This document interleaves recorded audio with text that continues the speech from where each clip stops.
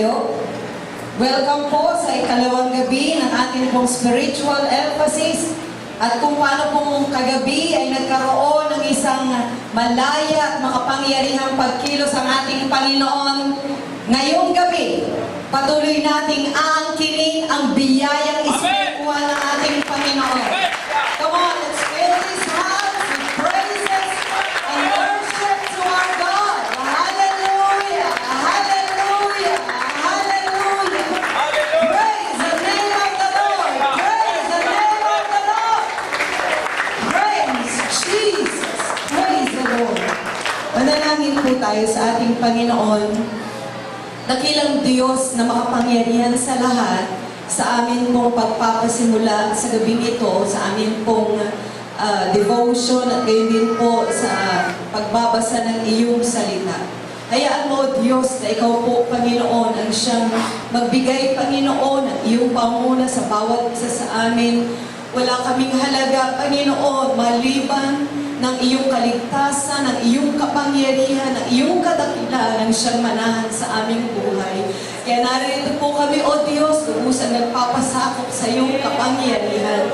At hayaan mo, Panginoon, ang aming pong devotion ay magsilbi, Panginoon, na pundasyon upang nang sa gabing ito, ikaw po, O Diyos, at ang iyong Santong Espiritu, Panginoon, ang siyang malayang kikilos sa aming kalagitnaan. Patuloy kang magpalakas at magbigay, Panginoon, ng iyong pong panguna sa bawat isa sa amin. Again, Lord, we entrust this special service to you tonight. In Jesus' name we pray.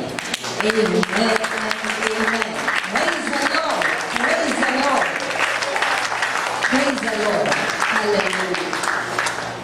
Sa ating pong mga Biblia, in the book of Nehemiah, Nehemiah chapter 8, we will be reading from verses 1 up to 10.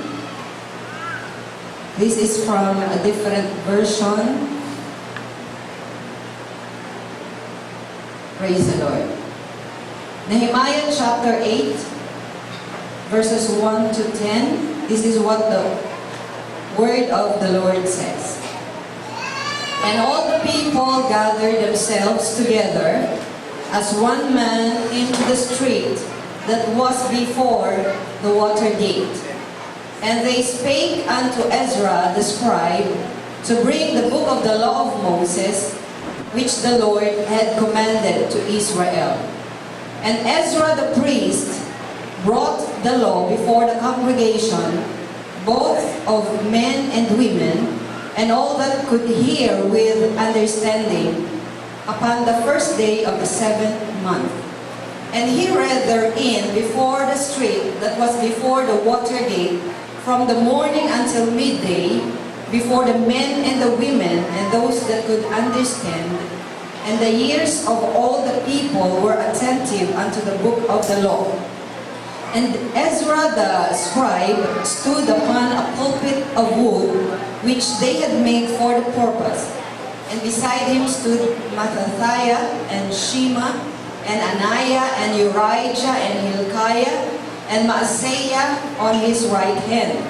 And on his left hand, Pedaiah and Mishael, and Malchiah, and Hashum, and Hashbadana, Zechariah, and Meshullam.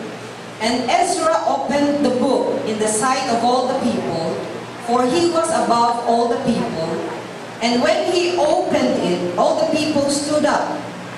And Ezra blessed the Lord, the great God, and all the people answered, Amen, Amen, with lifting up their hands. And they bowed their heads and worshipped the Lord with their faces to the ground. Also Jeshua and Bani, and Sherebiah, Jamin, Akub, Shabbethai, Hodijah, Maaseiah, Kelita, Azariah, Jozabad, Hanan, Peliah, and the Levites caused the people to understand the law, and the people stood in their place. So they read in the book, in the law of God distinctly, and gave the sense and caused them to understand the reading. Verse 9, And Nehemiah, which is the Tirshatha, and Ezra the priest, the scribe, and the Levites that taught the people, said unto all the people, This day is holy unto the Lord your God. Mourn not, nor weep, for all the people wept when they heard the words of the Lord. Then verse 10, Then he said unto them, Go your way, eat the fat, and drink the sweet, and send portions unto them for whom nothing is prepared. For this day is holy unto our Lord, neither be ye sorry, for the joy of the Lord is your strength. Hallelujah! Hallelujah! Hallelujah! Hallelujah! What a joy from the word of the Lord. Hallelujah! Panandalian po kayong makakaupo. Ang ating pong binasa ay kapanahunan ng pagpapanauling espiritual sa lugar po ng Israel.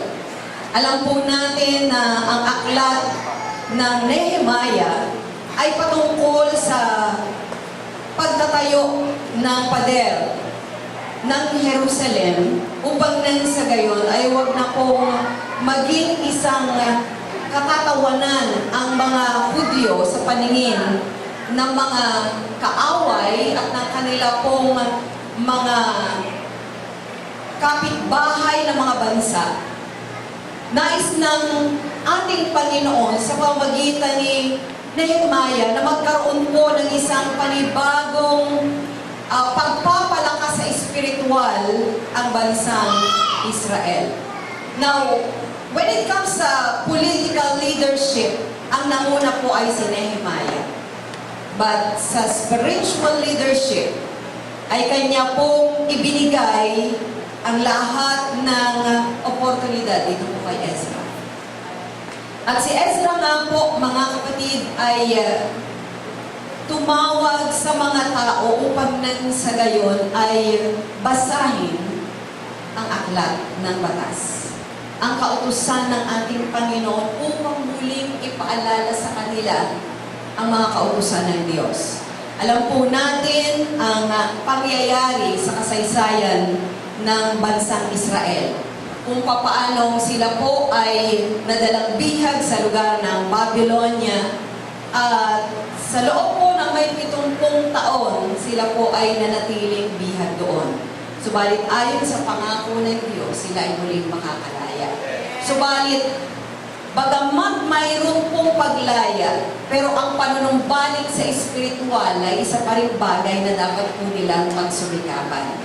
At dito nga po, bagamat alam nating na itayo na noon ang templo, nagkaroon na po ng pader ang palibot ng Jerusalem, subalit ang espiritual po nilang pagsamba sa Panginoon ay napakabaro pa.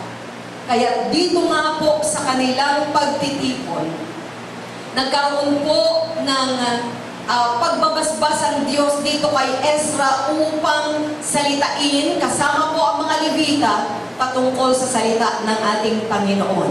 At alam niyo po, ang mga tao ay lubusang naging attentive sa pakikinig ng salita ng Diyos. To the point, mula po umaga hanggang tanghali, sila po ay nakikinig ng salita ng Diyos. At ang magandang bagay po, mga kapatid, dahil sila po ay lubusang nakaunawa sa pagbasa, ang mga tao po ay nanangis dahil sa kanila pong kakulangan sa pagsunod sa kautusan ng ating Panginoon. Pero sa kabila ng kalungkutan, ang sabi po ni Nehemiah, bagamat tayo ay nagkasala sa Diyos bilang bayan, pero ang araw na ito ay banal. Kaya nararapat na hindi tayo manangis, kundi tayo ay magkaroon ng kasayahan. At ang sabi niya, Go your way, eat the fat, and drink the sweet, and send portions unto them, for nothing is prepared. For this day is holy unto our Lord, neither be ye sorry, for the joy of the Lord is your strength. Maaari pong ang ating sitwasyon ngayon bilang simbahan ay hindi po kagaya ng mga Israelita na gayon po nadala tayong bihag. Pero mayroon po mangilan-ngilan sa atin na nagkaroon po ng pagkabihan espiritual. At maaari pong tayo ay karamihan sa atin ay sumisimba pag-araw ng linggo, pero hindi po ito sapat upang sabihin, ako ay tunay ng matatag sa Panginoon. We always need the word of the Lord. We always need the presence of the Lord in our lives. Hallelujah. Kaya sa gabi ito, mga kapatid, ito ay isang banal na araw. Nandyan marami ang pananangis dahil po sa mga pagkakasala natin sa Panginoon. Pero aangkinin natin ang gabing ito ng isang tagumpay, isang banal na araw, sapagkat ang kaganapan sa Panginoon ang ating kalakasan. Hallelujah! Hallelujah! Hallelujah! Hiling ko po ang bawat isa ay tatayo.